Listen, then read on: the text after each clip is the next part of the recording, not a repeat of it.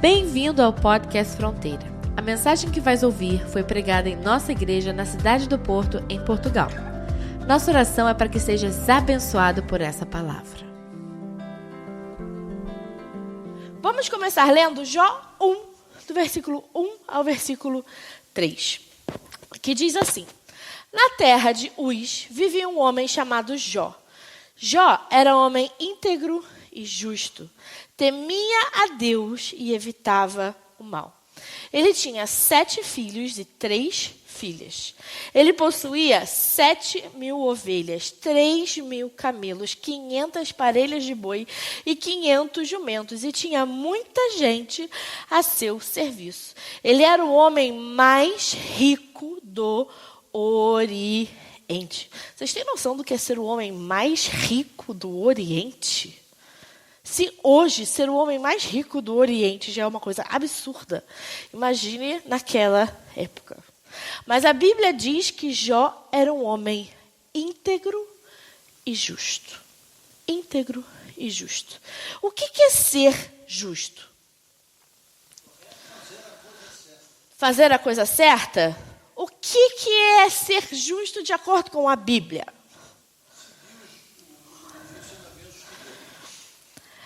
Vamos lá.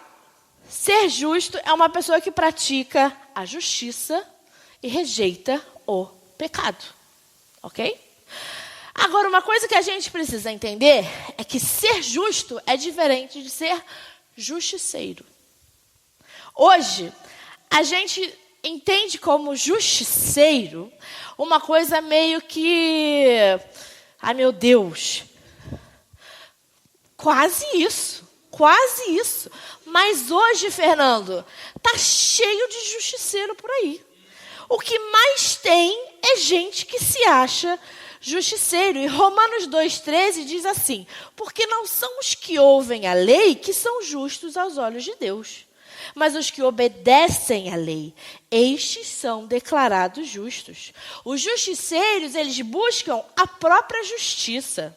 Eles se baseiam nas suas próprias opiniões, nos seus achismos, no seu senso crítico. Eles são cheios de si, eles são orgulhosos, eles buscam briga, eles querem mesmo discutir, ganhar a discussão. Muitos são vingativos, violentos, querem ganhar, argumentam, são irredutíveis. A Bíblia chama essas pessoas de coração de pedra, rancorosos, amargurados.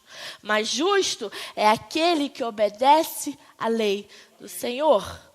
Abraão foi considerado um homem justo. Por quê? Porque ele obedeceu, ele creu, e isso lhe foi creditado como justiça. Justo é aquele que obedece à lei do Senhor. Quem é obediente a Deus é justo. É uma pessoa que não usa 2 pesos e 2 medidas. É uma pessoa que não é tendenciosa ou ambígua. Cada hora se porta de uma maneira. Diante de uma pessoa é de um jeito, diante de outra pessoa é de outra forma. É uma pessoa que se posiciona, que não se mistura e que não abre mão da justiça divina. Salmos 1 diz assim: como é feliz aquele que não segue o conselho dos ímpios, não imita a conduta dos pecadores, nem se assenta na roda dos zombadores. Ao contrário, sua satisfação está onde? Na lei do Senhor. E nessa lei medita dia e noite. É como árvore plantada à beira de águas correntes, dá fruto no tempo certo, e suas folhas não murcham. Tudo que ele faz prospera. Tudo o que faz prospera. Quem é justo perante o Senhor não desiste, não murcha, mas frutifica e prospera. Amém? Quem é justo perante o Senhor frutifica e prospera. Frutifica e prospera. E é lindo isso, porque a Bíblia diz que é como árvore plantada à beira das águas correntes. frutifica, é rico, tem frescor, dá bom fruto. Não existe nada, sensação mais gostosa do que naquele dia quente, você tá perto de um riacho, você tá ali e você ser bem alimentado, você vê aquela coisa fluindo, você ter frescor, você ter brisa, você ter alimento. Quando você está perto do riacho, você tem tudo o que você precisa, você tem os nutrientes, você tem a água, você tem tudo que você precisa, você tem águas correntes. Provérbios 27 diz: o homem justo leva uma vida íntegra, como são felizes os seus filhos. E é interessante porque a Bíblia apresenta Jó como tendo as duas características.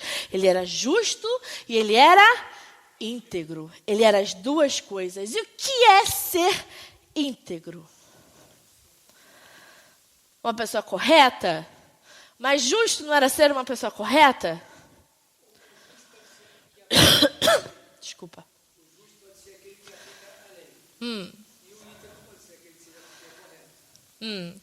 Vamos lá. Nós já estabelecemos que justo é aquele que obedece à lei. É aquele que crê na lei do Senhor e a obedece. Assim como foi Abraão, que aquilo lhe foi creditado como justiça. Ser íntegro. Vamos lá. Ser íntegro, não está errado não, é por aí mesmo. Ser íntegro é ser inteiro. Ser íntegro é um valor que se expressa através da fidelidade, através de verdade, através de honestidade. É você ter essas características e você ser inteiro em cada uma delas. Você é inteiramente comprometido com Deus, inteiramente fiel a Deus, inteiramente verdadeiro, inteiramente honesto, inteiramente obediente. Está fazendo sentido o que eu estou falando? Integridade, uma pessoa inteira com Deus. Uma pessoa que não é pela metade. Uma pessoa que é sincera em todos os aspectos da vida. E integridade é um atributo de Deus. Deus é inteiro. Deus é. Quando Deus fala, eu sou, Ele é. Ele é inteiro. Inteiro. Deus é o absoluto da integridade. Ele é o mais inteiro dos inteiros que existe de inteireza. Ele é a própria integridade. E a nossa integridade nos coloca na presença de Deus. A nossa integridade nos coloca na presença de Deus. Salmos 41 diz: por causa da minha integridade, me sustens e me pões na tua presença para sempre. Porque nós escolhemos permanecer inteiramente na presença de Deus, porque nós escolhemos permanecer ou sermos inteiramente fiéis a Deus, mesmo no momento que nós queremos fraquejar, mesmo no momento que nós não temos mais força, Deus vem, Ele age por conta do nosso posicionamento, Ele age, Ele faz, Ele entra e Ele faz aquilo que nós não podemos fazer. Ele age na nossa fraqueza. Na nossa fraqueza, Ele nos faz fortes. Ele nos faz fortes. Provérbios 21:3 diz assim: fazer o que é justo e certo é mais aceitável ao Senhor do que oferecer sacrifícios. Tem gente que oferece sacrifício à torta e à direita, mas é incapaz de ser comprometido. Tem gente que, toma aqui isso, toma aqui aquilo, está aqui esse sacrifício, e mostra para todo mundo que fez, e mostra para todo mundo, hoje eu estou jejuando, hoje eu dei essa oferta, hoje eu fiz aquilo, e está buscando crédito por aquilo tudo. Ou não, mas é incapaz de ser fiel, de ser constante, de ser inteiro, de permanecer. A Bíblia, Deus quer de nós inteireza, integridade. Das coisas mais difíceis para o ser humano é permanecer estável. A estabilidade para o ser humano é muito difícil. A gente permanecer contente é difícil. Tem dias que a gente, para a mulher então é uma loucura, porque nós temos hormônios que cada dia parece que a gente acorda de um jeito. Tem dia que a gente acorda contente, tem dia que a gente acorda triste, tem dia que acorda ansiosa, dia que acorda deprimida, dia que acorda feliz, dia que acorda com raiva, dia que acorda... E homens, a culpa não necessariamente é nossa, a gente tem hormônios que ficam para cima e para baixo, e para algumas é melhor, para algumas é mais difícil. Hã? De quem é o hormônio? Mas vocês estão entendendo? A gente ainda tem fatores que complicam um pouco mais, o que não tira a nossa parcela de responsabilidade. A gente precisa desenvolver o nosso domínio próprio mesmo diante disso. Mas a gente precisa permanecer fiel e obediente a Deus. Sempre precisamos permanecer inteiros. Não adianta fazer as coisas pela metade, precisamos ser inteiros. E quando é difícil permanecer inteiro, Deus nos sustém. Por causa da nossa integridade, Deus nos sustém. Ele nos sustém. Salmos 101 diz assim: seguirei o caminho da integridade. Quando virás ao meu encontro? Em minha casa viverei de coração quê? Íntegro. É uma escolha, é uma decisão. Eu escolho ser inteiro. Eu escolho viver uma vida íntegra. Eu escolho ser obediente. Eu escolho ser fiel. Eu escolho viver com integridade. Amém? Na nossa casa, nos nossos negócios, ao lidar com pessoas, somos nós que escolhemos todos os dias não ser corruptos. Não ser abusador, não ser desonesto, não ser manipulador, mas seguir o caminho da integridade, porque a nossa esperança não está na vantagem que a gente vai tomar aqui ou na mentira que a gente vai contar ali. A nossa esperança está em Cristo, e é isso que nos protege. Salmos 25 diz que a integridade e a retidão me protejam, porque a minha esperança está em Ti. Que a integridade e a retidão me protejam, porque a minha esperança está em Ti. E a Bíblia apresenta Jó como tendo exatamente essas duas características. E não são características que qualquer pessoa tem. Satanás, então, vai até Deus, conversa com Deus, e ele fala, olha só, Jó só te obedece porque você está entregando tudo de mão beijada. Jó é rico, Jó tem filhos, tem um casamento, tem bens, ele tem tudo. É fácil te amar, Deus, quando se tem tudo. E aí lá em Jó, lá ainda no capítulo 1, versículos 9 a 12, está escrito assim: será que Jó não tem razões para temer a Deus? Respondeu Satanás. Acaso não puseste uma cerca em volta dele, da família dele, de tudo que ele possui? Tu mesmo tens abençoado tudo o que ele faz, de modo que todos os seus rebanhos estão espalhados por toda a terra. Mas estende a tua mão e fere tudo o que ele tem, e com certeza ele te amaldiçoará na tua face.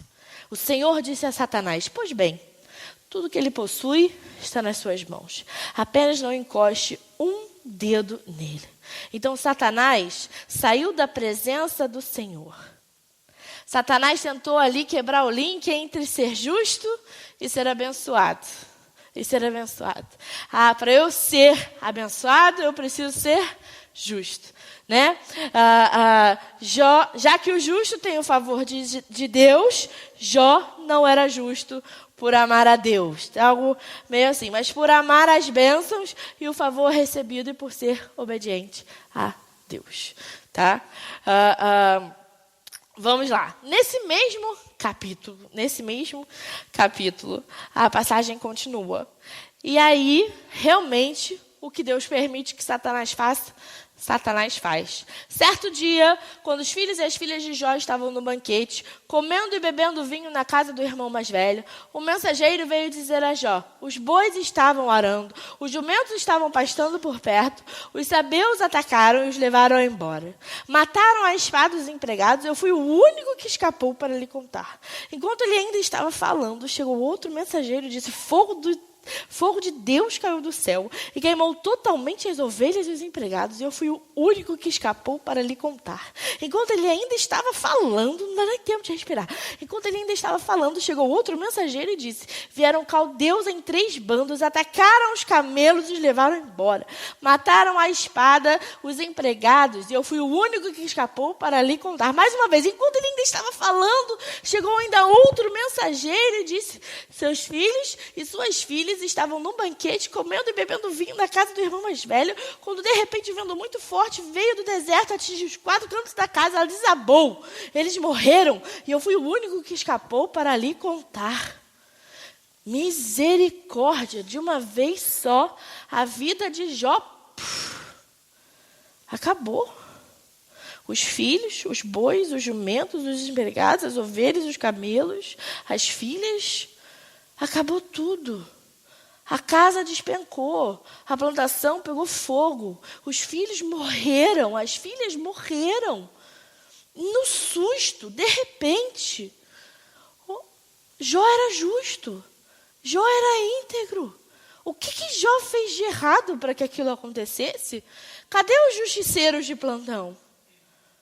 Cadê aqueles que buscam a sua própria justiça? Cadê aqueles para argumentarem? Cadê aqueles para fazerem? Mas não é justo. Mas não é certo. Mas por quê? Deus, então, não é justo. A riqueza naquela época era medida pela terra e pelo seu rebanho. Hoje pode ser uma conta bancária, pode ser isso, pode ser aquilo. Hoje também pela terra, de certa forma. Mas era medida pela terra e pelo rebanho. Ele perdeu tudo. Jó perdeu tudo. Tudo, tudo, tudo. Todo o seu rebanho. E questão assim, de minutos. Foi quase que imediato. Ele perdeu toda a sua riqueza e toda a sua descendência. Olha, eu ainda não tenho filhos, mas eu sei que eu trabalho para a minha salvação e eu trabalho para o futuro dos meus filhos. Jó com certeza trabalhava pela vida dele com Deus e pela descendência dele. A vida de uma pessoa que tem filhos, quando perde os seus filhos, que sentido que tem? Que sentido que tem? Mas a minha pergunta para você é: como você reage ao perder? Como você reage quando você perde alguma coisa?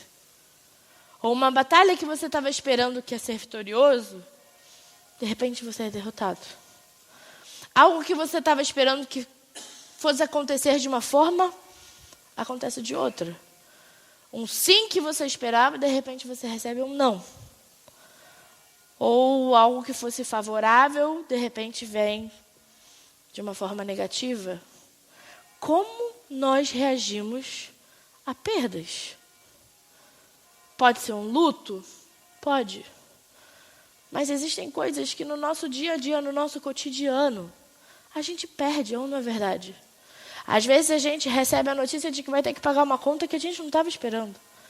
Às vezes a gente recebe a notícia de que, nossa, esse mês já estava apertado, vou ter que consertar o meu teto porque está tendo uma infiltração.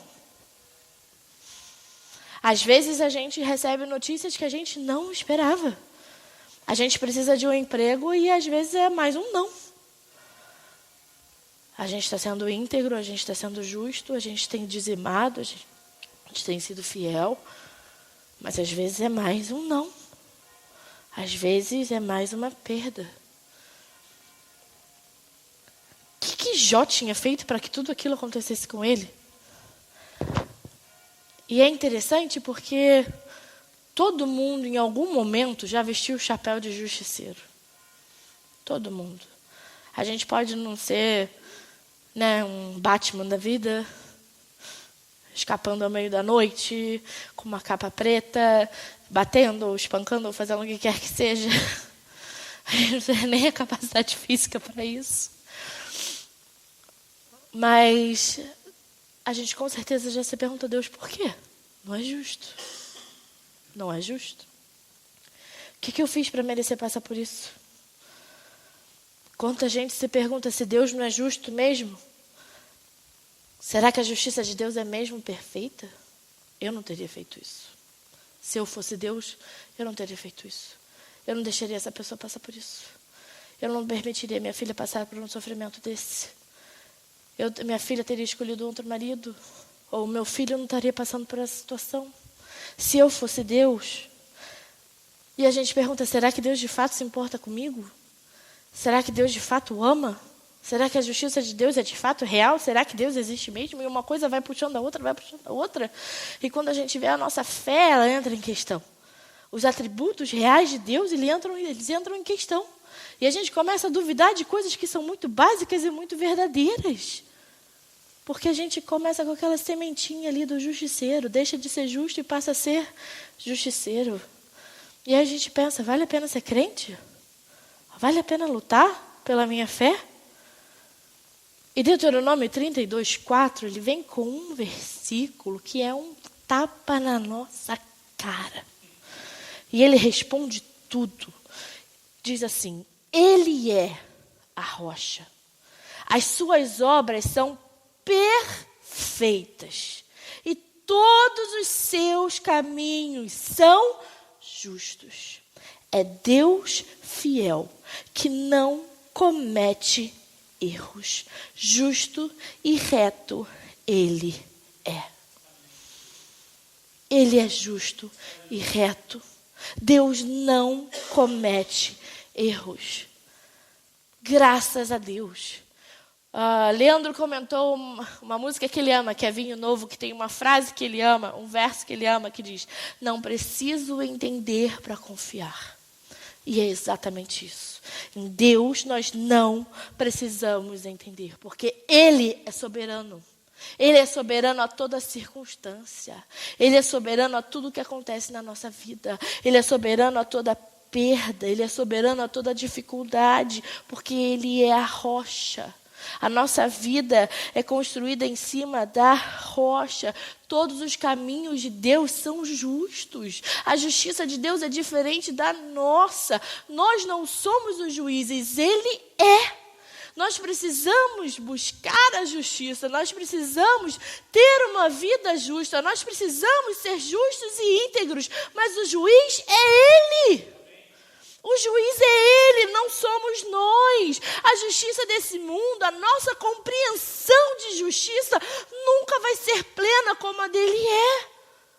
O nosso senso nunca vai ser perfeito como é o de Deus. A nossa compreensão das situações, do panorama, nossa perspectiva nunca vai ser completa e plena como é a de Deus.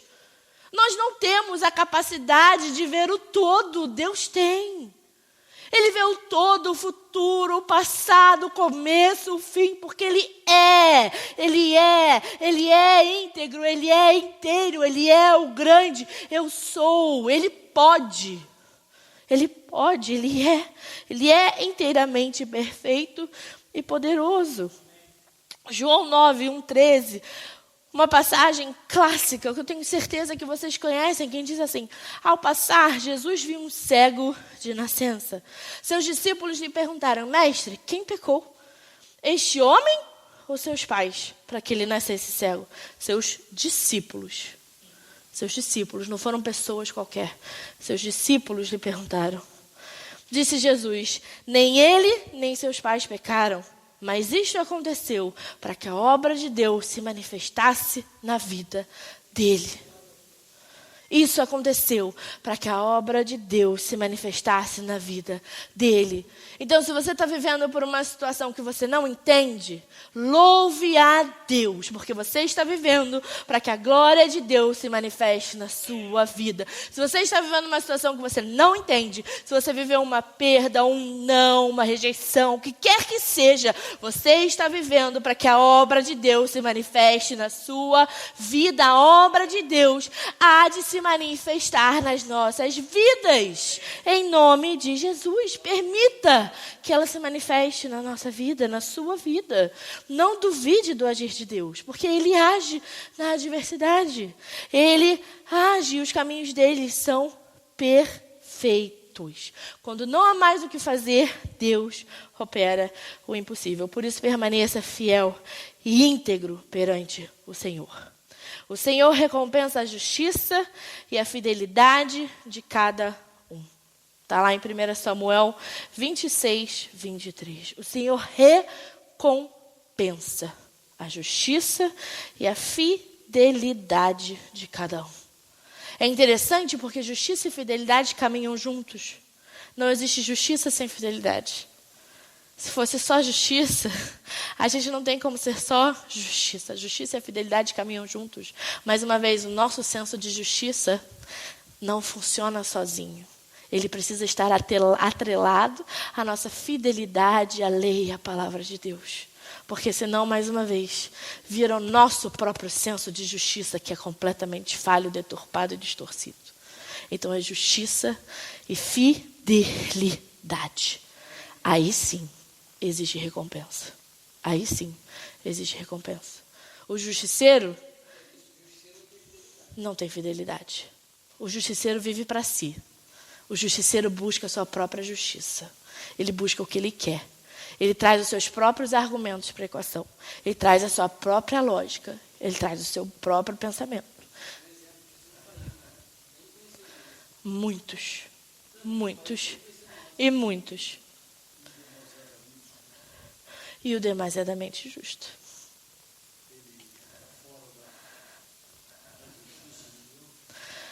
Como a Bíblia diz, não seja demasiadamente justo. Por isso que a justiça perfeita ela é acompanhada da fidelidade à palavra de Deus. Quando nós seguimos a palavra de Deus e obedecemos a palavra de Deus, nós estamos sendo justos e corretos e inteiros. Ponto.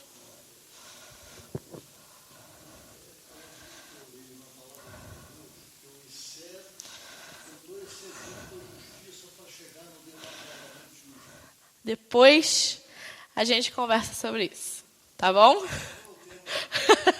Eu sabia que isso ia trazer, eu sabia que o tema dessa mensagem ia abrir algumas caixinhas de conversa, mas depois a gente conversa sobre isso, tá bom, Fernando? Depois a gente conversa sobre isso, mas o que a gente precisa entender é exatamente isso, que a justiça ela é atrelada à obediência e à fidelidade à palavra de Deus. Quando eu estou obediente, quando eu conheço, é por isso que a gente precisa ler a Bíblia, conhecer a palavra de Deus, porque quando eu conheço a palavra de Deus, eu sei que eu não estou fazendo nem de mais, nem de menos, eu estou fazendo aquilo que Deus me manda fazer. E aí eu tenho a sabedoria e o discernimento, isso é essencial. Pedir a Deus a sabedoria e o discernimento para tomar os passos certos, para não ir nem para a direita nem para a esquerda, mas seguir no caminho reto. É algo que Deus nos dá, discernimento. Isso é essencial para a nossa caminhada com Deus. Amém? Salmos 27 diz assim: uma coisa pedi ao Senhor e a procuro, que eu possa viver na casa do Senhor todos os dias da minha vida. Para quê? Para contemplar a bondade do Senhor e buscar sua orientação no seu templo. Pois no dia da adversidade, Ele me guardará protegido em sua habitação. No seu tabernáculo me esconderá e me porá em segurança sobre um rochedo. Eu preciso buscar ser justo, íntegro na presença do Senhor, que vem através dessa fidelidade, do conhecimento da palavra de Deus. Isso só será estabelecido quando eu viver, meditar, me estiver plantado na casa do Senhor. Uma coisa é pedir ao Senhor, eu procuro, que eu possa viver na casa do Senhor todos os dias, porque é aqui que eu contemplo a bondade do Senhor, é aqui que eu busco a orientação no seu templo, é continuar buscando essa orientação, é continuar buscando a palavra de Deus, porque no dia da adversidade, quando tiver difícil, quando eu tiver a perda, quando eu tiver o não, Ele me guardará protegido na sua habitação, no seu tabernáculo Ele me esconderá. E aqui Ele me porá em segurança. Não é lá fora, a segurança é na igreja. A proteção é na igreja. Ele nos guarda protegidos na sua habitação. Ele nos esconde no seu tabernáculo, na igreja. Construa a sua vida na igreja. Você encontra o justo em nome de Jesus. Na igreja você encontra a integridade em nome de Jesus. Na igreja. Na igreja, porque a palavra de Deus, que é perfeita, precisa ser pregada na igreja. É aqui que se encontra o referencial, é aqui que se encontra o alimento, é aqui que se encontra a fonte, o ribeiro, a árvore bem plantada, as águas correntes, elas fluem a partir da igreja. É na igreja. Vem à igreja beber da rocha espiritual. Que? Exatamente isso, beber da rocha espiritual. 1 Coríntios diz com todas as palavras: todos comeram do mesmo alimento espiritual e beberam da mesma bebida espiritual, pois bebiam da rocha espiritual que os acompanhava. E essa rocha era Cristo. Venha para a igreja beber da rocha espiritual, a única que nos alimenta. A única fonte real de justiça. A única fonte real que nos permite viver essa vida de integridade. A única fonte que nos permite ter um caráter transformado. Porque para viver e para buscar uma vida justa, para buscar uma vida íntegra, olha, só com a graça e com a misericórdia de Deus. Porque a todo tempo, a todo momento, nós somos convidados à corrupção. O mundo nos convida à corrupção a todo tempo. É uma mentirinha aqui, por menor que seja. São pequenos desvios de caráter que nós somos convidados a visitar, a entrar e a cometer a todo momento. Coisinhas pequenas, mentirinhas pequenininhas. Mas que perante Deus uma mentirinha pequenininha, ou uma mentira cabeluda, é o mesmo pecado. Quando a gente pensa numa criança, o mesmo diabo com que ela lida é o diabo que a gente lida. Da mesma forma, a mesma mentirinha que a gente conta é o mesmo pecado de uma mentirona que a gente conta. Um desvio de caráter pequeno é o mesmo problema de um desvio de caráter grande. A gente precisa lidar com tudo, gente. Pecado é pecado. Pecado é pecado. E nós precisamos entender que é na igreja que nós bebemos da rocha espiritual. É na igreja que nós recebemos o alimento de Cristo. É na igreja que nós precisamos ser alimentados. É na igreja que fluem as bênçãos de Deus. A igreja, ela é o lugar do encontro. É o templo, é o lugar do culto. É o lugar de libertação. É o lugar de cura, é o lugar de transformação, é o lugar que aí sim nós encontramos a justiça, é o lugar do caráter transformado, é o lugar de encontrar e de construir integridade. Encontrar e construir integridade. Não adianta nada a gente encontrar e não construir. Porque nós também, a partir do momento que nos tornamos igreja, precisamos construir essa integridade. Porque o mundo lá fora olha para a gente como referencial. Então nós precisamos refletir a justiça, nós precisamos refletir a integridade, nós precisamos refletir a rocha. Amém? Na perda é o Senhor quem restitui. Na desonra é o Senhor quem traz dupla honra. Isaías diz assim: em lugar de vergonha vocês terão o quê? Dupla honra. Em lugar de afronta, exultarão na herança recebida. Por isso, em sua terra possuirão o dobro e terão perpétua alegria. Na batalha é o Senhor quem dá vitória. Diante da morte, só o Senhor ressuscita. É muito lindo isso. Na batalha é o Senhor que dá vitória. Mas diante da morte, só o Senhor ressuscita. Diante da batalha, na batalha, é o Senhor que dá vitória. A gente pode levantar os nossos cavalos, preparar tudo, botar a armadura, mas se Deus não for conosco, não adianta nada. É Deus que dá vitória. Tantos exércitos já se levantaram contra homens tão pequenos, contra números tão pequenos, Deus deu vitória. Aquele Davi, um homem tão pequenininho, insignificante, diante de um Golias, um gigante, um homem monstruoso, que um exército inteiro, amedrontado, um rei, acovardado, Saul estava ali, não sabia nem o que fazer. E aí vem um homenzinho, bonitinho, pastor de ovelhas. Eu vou em nome do Senhor. E vai lá, tum, uma pedrinha na testa do gigante, e o gigante, pum, cai no chão. Uma estratégia inusitada. Ele usou o que ele tinha, ele fez o que ele sabia. Deus, quando nos manda, Ele manda a gente com o que a gente tem, com o que a gente sabe.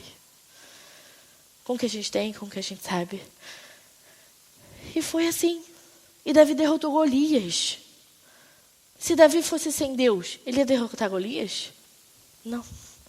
Mas tinha ali um exército inteiro preparado, armado, com carruagens, com cavalos, com isso, com aquilo. Nenhum deles, nada daquilo, derrotou Golias. Foi Davi. Porque ele foi em nome do Senhor. Foi em nome do Senhor. O provérbio diz, prepara-se o cavalo para o dia da batalha, mas o Senhor é que dá a vitória. Salmo 108 diz, com Deus conquistaremos a vitória e Ele pisará os nossos adversários. É com Deus, é com Deus, é com Deus, é só com Deus. E diante da morte, só o Senhor ressuscita.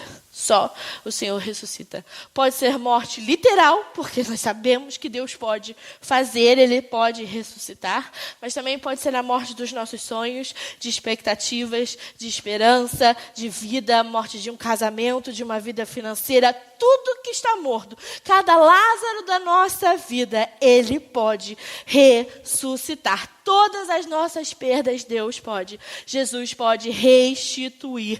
E a gente só encontra isso na igreja. Por seu poder, Deus ressuscitou o Senhor e também nos ressuscitará.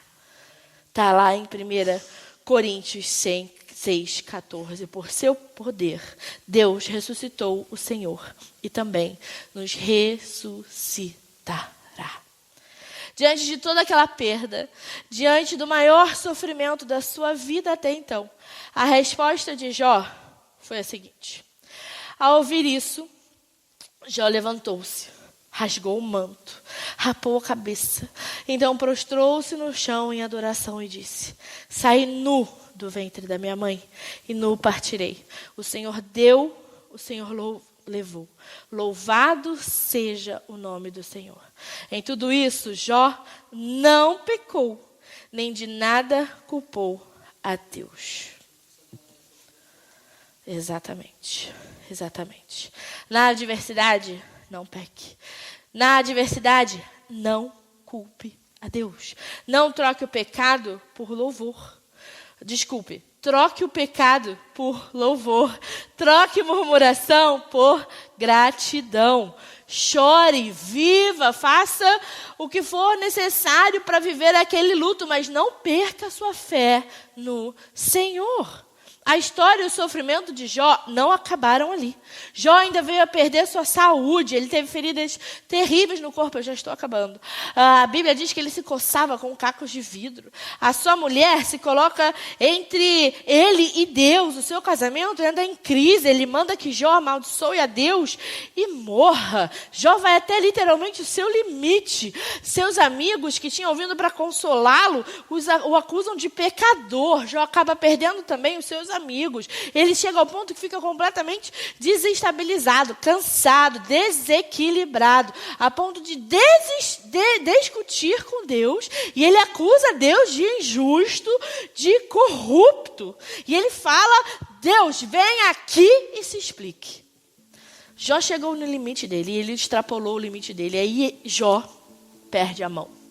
Aquele homem que até então tinha sido justo e íntegro, chega no limite dele.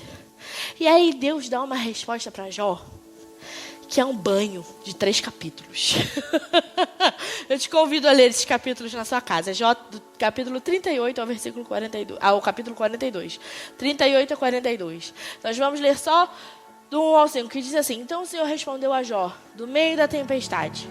Disse ele: Quem é esse que obscurece o meu conselho com palavras sem conhecimento?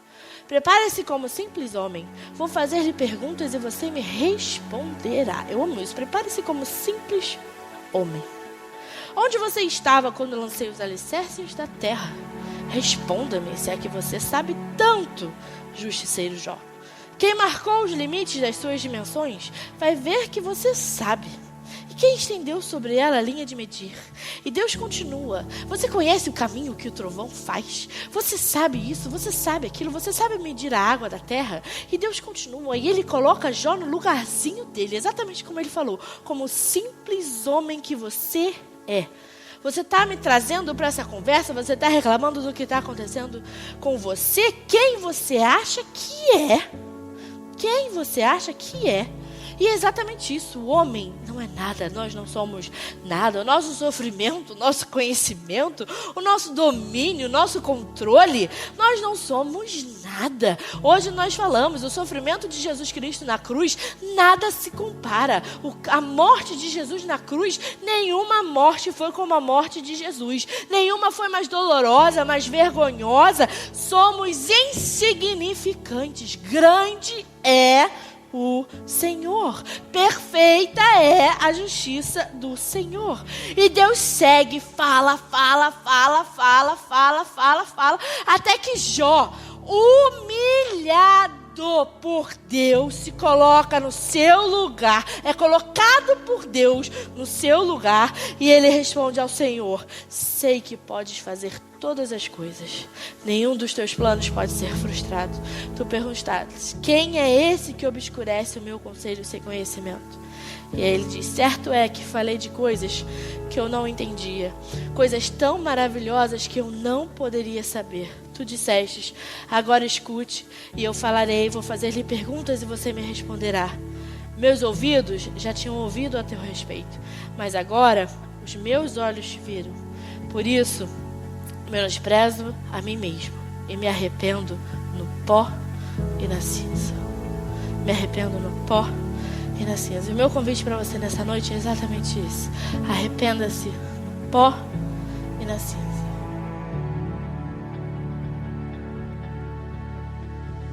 Saiba mais sobre nós. Visita nosso site fronteira.church ou descarrega nossa app Fronteira. Que Deus te abençoe.